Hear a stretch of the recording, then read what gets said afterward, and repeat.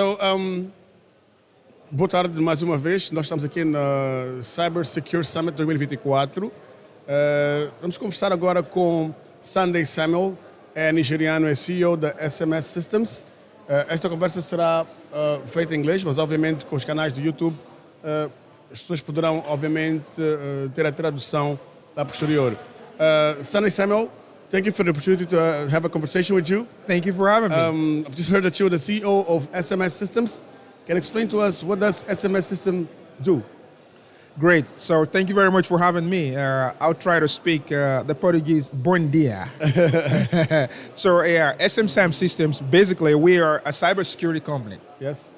And what we'll do is to help organizations, securing their assets, their IT infrastructure, Right. so that they don't end up in the news for the wrong reason. Yes. Many organizations that have been attacked by the bad guys, Yes. they've been victims of cyber attacks. They end up in the news for the wrong reason. Yes. Some years ago, I think about 4 or 5 years ago, I can't remember now, one of the biggest organizations out of Angola, Yes. Senegal, Yes. was attacked, and it was news everywhere. It was a bad news. It was really bad. They got a bad day. Yeah. So what we do with our local partners in Angola, CyberSecur, Yes. is to help to implement appropriate security controls that will make that kind of bad news, pretty impossible.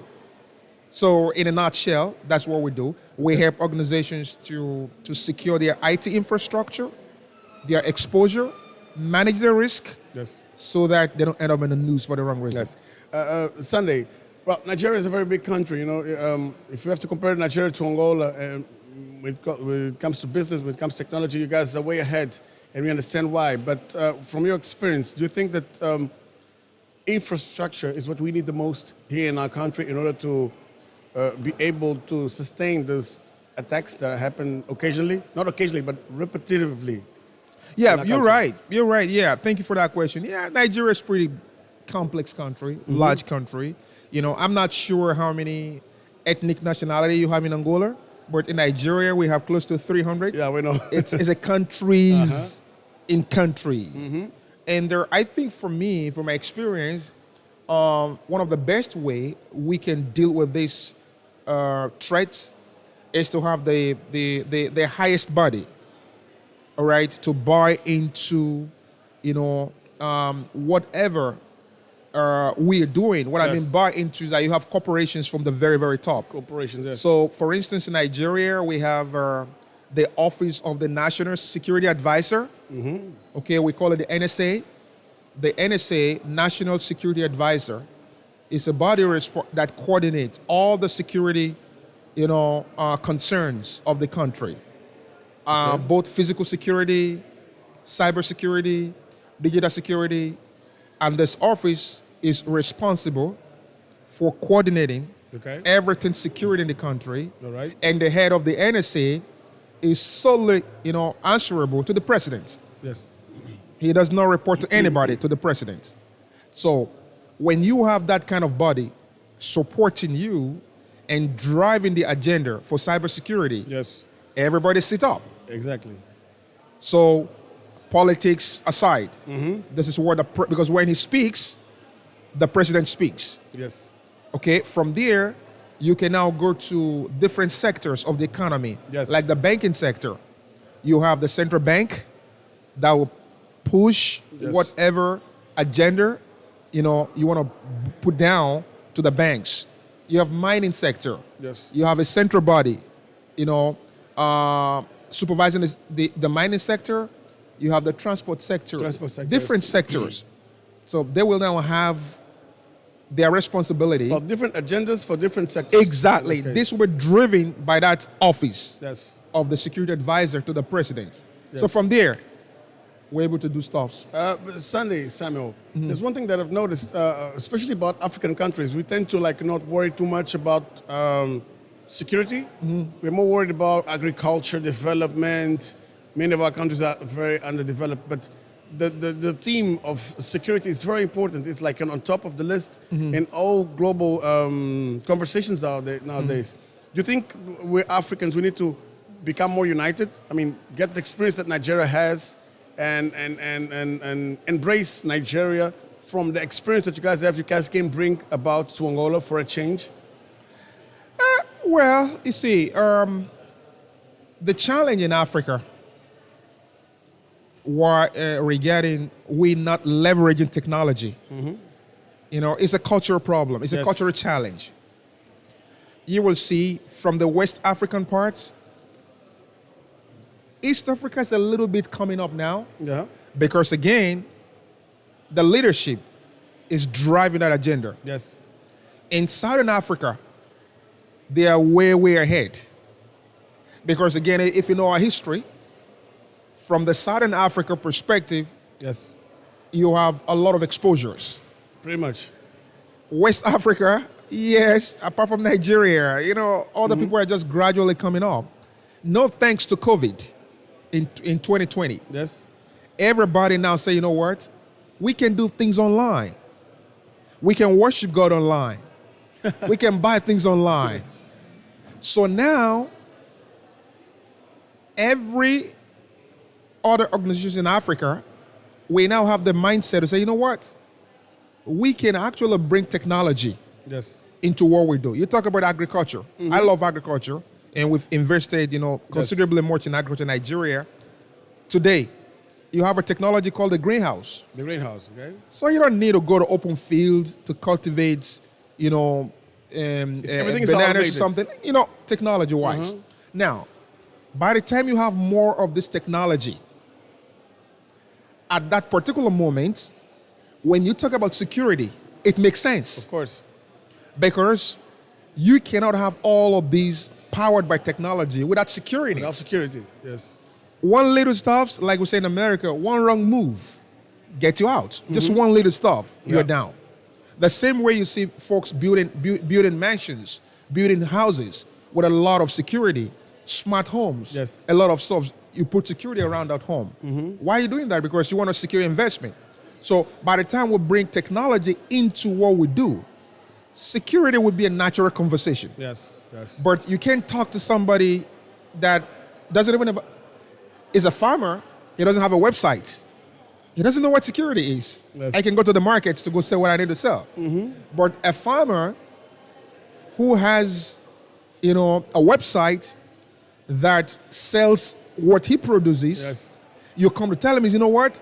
An attack can come on that website and you'll be out. Nobody knows what you're doing anymore. Exactly. The next thing we ask, okay, so what should I do? You begin to tell him about security, how to secure the website, how to secure your email, where to click, not to click. It becomes the conversation you want to have. Yes. First, we must have that mentality shift, mind shift. Secondly, we must have that infrastructure. Thirdly, again, the very top has to drive it. Yes. Okay, the very top. There's been a hierarchy impulse. Exactly. The hierarchy has to drop. Like in Nigeria, we have a lot of organizations of government that gives grants for you to do something like this. Because a typical farmer who want to do that, he actually want to do that, but he doesn't have the money. Okay. So the government can come in, or the private sector can invest, like the banks can invest in that, and just give them that necessary, backup to come up. Mr. Sunday Samuel, we're very concerned about academics here in Angola when it comes to cybersecurity. Yes. The IT courses are very interesting, obviously, but do you think that academics, we should be more focused on cybersecurity issues implemented in the academic institutions? Institutions. Yes, very good question and very, very good point you have raised. You see, you have to empower people. Yes. All right? How do you have a mind shift? Is via education, via empowerment. What you don't know, you don't know. Yes. What you won't learn, you won't know. Of course. And the world today is a global village. Yes. I'm here now. This program might be streamed or will be streamed on YouTube. Anybody can work with the internet. Now, organizations, we have to form partnership. Nobody's an island on his own. You don't know it all. Yes. what you want to do, somebody has done it. Yes. So it's wisdom to find out how he did it, so that you can shorten the travel time. Exactly. So organizations can collaborate. You have a lot of organizations across Africa, around the world, that you can write to or you can talk to. Again, the government would drive it. Because the government, we have like maybe a Ministry of Trades, Investments, you have the Ministry of Foreign Affairs that will interface with other countries, with other organizations. Okay, you guys are mostly inclined to Portugal. Yes. I think you speak Spanish? Portuguese. Rather. So you have these countries like Brazil, Portugal, that have, they are way ahead in terms of technology. Yes. Your folks right here can find organizations in those countries and partner with. Exactly. You can partner with in Nigeria, across Africa, in the United States, in Europe, just form partnership. So these guys, they have what you want. They will come and partner with the local system here. Yes. Universities. Yes. Colleges. In fact, from the young age, you get the kids. Expose them to that. Expose them. We have to. Right there. Again, while exposing them to that, the mentality, you have to balance it. Yes. So, for instance, you don't give your child a tablet just like that. You also have to secure that tablet, because now a whole lot of content. Exactly. But you have to just interact with them.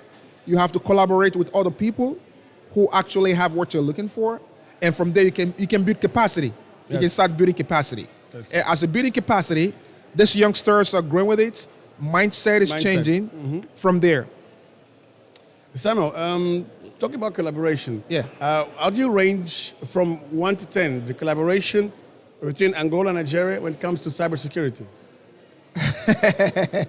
Interesting question. Honestly, I have no idea, because again, I am not a government official. Yes. I don't know. I'm not going to sit here and say 0, or I'm going to sit here and say 10, over 10. No, I'm not going to say that, because first, I don't have that visibility. Yes. I don't have that information. I don't work for the government. Yes. I don't know what the government of Nigeria and Angola are doing. Okay. But as far as I can tell from here, I'm not aware there is any. Okay. Again, because if you have to look at it, language, we're more English. Yes. You are more Portuguese. Yeah, there's a little bit of A barrier. language barrier when it comes to sharing information or collaborating. No, but no, Probably. Not really. Today, I'm speaking English now. Yes. You have software that will be That can translating translate. what I'm saying instantly. In real time. Real time. So it's not barrier. I think it's just the willingness. Again, The willingness, the concept of getting united to actually make one it thing, goes make back. a change. It goes back to the leadership. Yes. Some months ago, I was at the Angolan embassy in Abuja, in Nigeria, and in the room where I was waiting for the embassy officials, I saw a picture of the president of Nigeria and the president of Angola. They were together in the United Nations. Yes. They had a meeting. Okay. So in my mind, I'm like, okay, these guys are meeting. I hope you are discussing security in my mind. Yes. So, of course, you can have that collaboration, but what is the status of that collaboration as of today? I don't know. I can tell. But in our own little way, you can see SMSAM Systems, we are partnered with CyberSecur in Angola for 2 years. All right. So we also train the cybersecurity team for most of our services. Now they can do those services that will do on their own, because we've trained them, we're partnering with them, and that's why I'm here. Okay. Nice. Just by the way, which panel are you going to be developing? Yes, I'm in a panel by 2:30 or by 2:30 today. Okay. What's the topic? I'm going to talk about how you can leverage AI for what we call micro-segmentation. Leverage AI for micro segmentation. Yes. Okay. Can you just it's a very technical stuff, but I would try to make it as plain as I can. Yes. Permit me if I'm struggling, because I don't know how to make it a little bit more plain. So you see what happened? Whenever a hacker comes into an organization, Yes.